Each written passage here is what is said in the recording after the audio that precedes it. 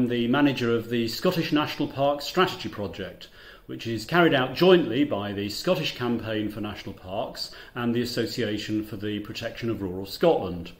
And for colleagues in England and Wales, these are the equivalent organisations to CNP, CPRE and CPRW. It's a particularly exciting time for national parks in Scotland because on the 20th of August we celebrated our biggest campaign victory in over 20 years as we welcomed the Scottish Government's new commitment to designate at least one new national park by the end of this session, which means by 2026. This is something we wanted to see ever since Scotland's first two national parks were designated in 2002 and 2003, and for which we have actively campaigned for 11 years, including our landmark 2013 publication, Unfinished Business. We'd like to take this opportunity to thank everyone who helped us to win this campaign, particularly Ramblers Scotland and the National Trust for Scotland, the Campaign for a Scottish Borders National Park and the Galloway National Park Association. This announcement formed part of the shared policy programme published by the Scottish Government and the Scottish Green Party under their new cooperation agreement.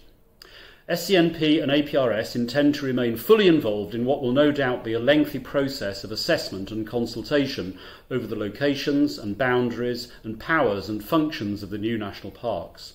We'll continue to stress the need for an overall national strategy and to emphasise that the commitment states it for at least one national park. In other words, there could be several.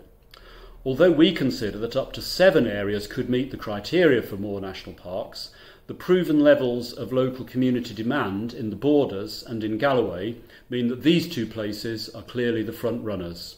For more information, please keep an eye on the news section of the SCNP website. I'm John Watkins, Chief Executive of the National Association for Areas of Outstanding Natural Beauty. The UK's 46 AONBs are part of the family of designated landscapes covered by the same protection as the national parks, and we send our congratulations to the 4 parks celebrating their 70th anniversary this year.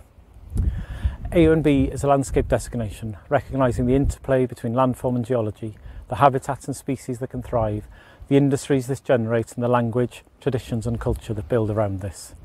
The first AONB Gower was designated 65 years ago. The continued relevance of the designation is endorsed with the announcement of 2 new candidate AONBs for the Cheshire Sandstone Ridge and the Yorkshire Wolds. Areas of Outstanding Natural Beauty now covers some 15% of the land area of England.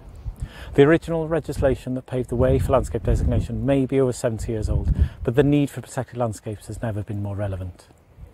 People have been part of landscape, integral to the ecosystem for their own benefit and that of the nature surrounding them. But the balance which this relationship demands has been lost, and it's our role as landscapes protected for the good of the nation to address this, as well as a growing recognition that time spent in beautiful natural spaces brings well-being benefits. There is evidence this links to more positive environmental behaviour. If we fail to make meaningful connection with people, we will be guilty of failing to do all we can to tackle the climate and nature emergency. People are part of nature, they care for nature, and our very survival as a species depends on nature. We must engage more deeply with more people and become more representative of their values.